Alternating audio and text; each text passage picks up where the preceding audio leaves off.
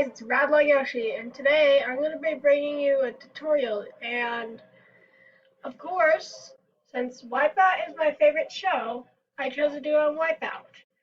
So you may find this useful if you are having troubles building a Wipeout or you don't know what to do from here.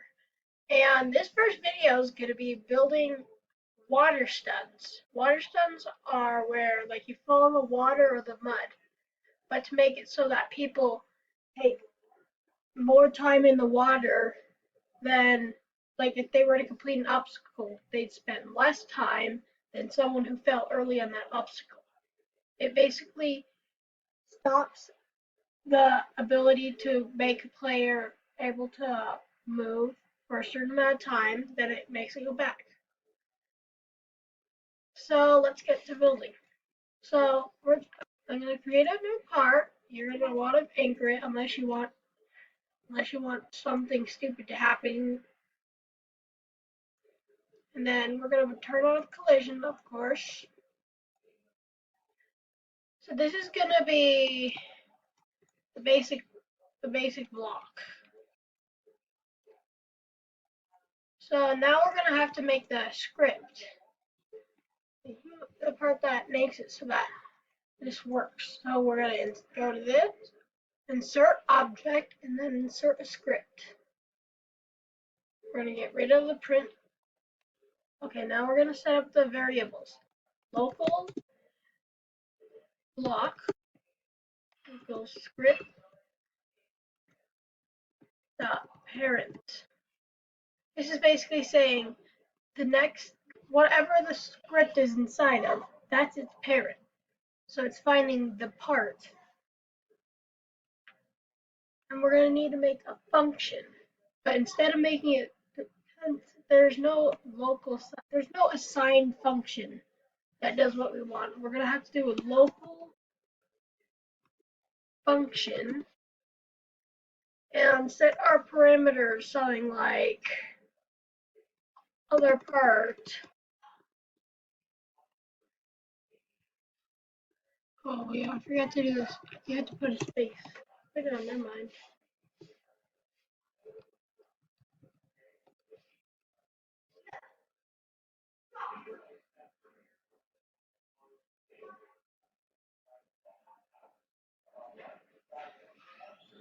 Oh, I forgot to do something. I forgot to name the function. On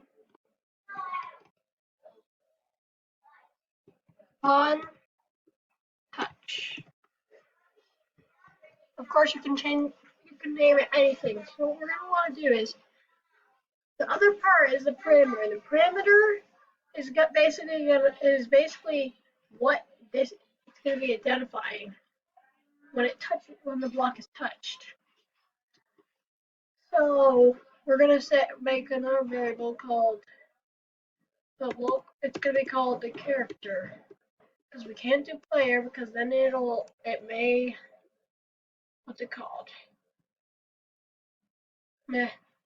Character just works better. So then character equals other part parent. So imagine any part of your body were to touch the leg. Well, right leg, left leg, etc.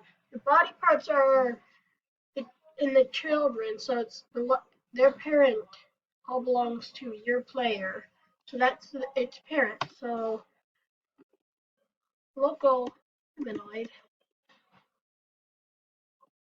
equals, so this is going to be a player. So character dot, I know, some colon find, is it? Yeah, it's find first child, which is a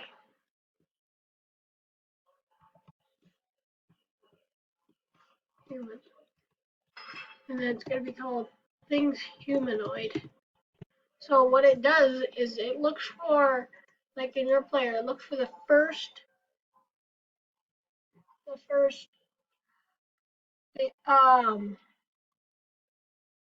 child that is called a humanoid, which also contains all your health and your walk speed. So now that we know what that is, we can just do this. Let's do an if-then statement. If humanoid, this is saying if it's a human, then and humanoid.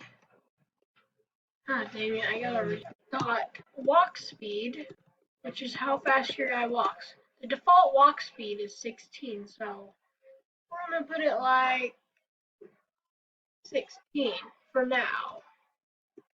Equals 16. You gotta do two exclamation marks. If it's for, equal signs. If it's an if-then statement. So if it meets both standards, then humanoid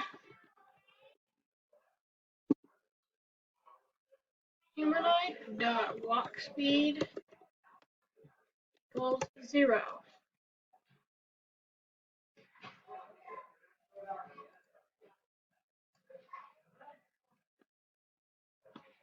Oh yeah, I forgot to put the if-then statement in. Oops. So let's just put that in there and just spread it out, I guess. What this does is it stuns them, and we don't want them to be. It doesn't actually stun them. It makes them unable to walk. But since we don't want them to stay like that forever, we're gonna put in a certain amount of time. This is the time they won't be able to move. So I'll just say something like 5, and then make it go back to normal. I mean, walk speed. I have to calculate this because it shows as a variable and equals 16. And we gotta do that. We must make it so that it actually connects to it.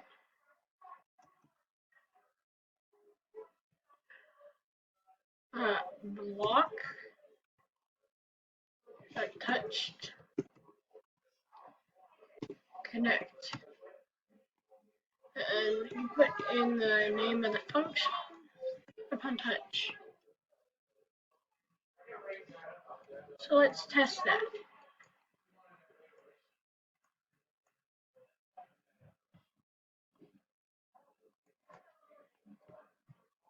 See, as you can see, I cannot move. I'm trying to move as much as I can. And since I keep jumping up, I can't get back to normal.